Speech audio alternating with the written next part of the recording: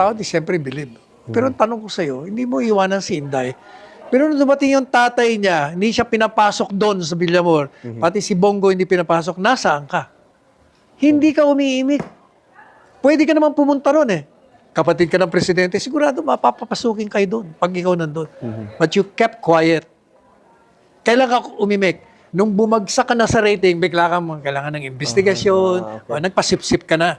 O kaya kinantang kita ng balat kayo, yun talagang team song mo. Yun ang assessment of the whole situation. Talagang, Kitang-kita naman yan. balat kayo, Anthony Castelo yan. Ah. Oo. Paano yan? On that note, dapat yata, siguro kung kakanta rin tayo, balat kayo na lang. Balat kayo Kayo pala, Yeah. ang buhay sa mundo. Nakangiti kahit hindi totoo.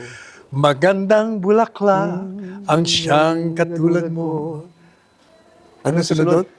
Pero walang bango. Walang bango. Walang bango.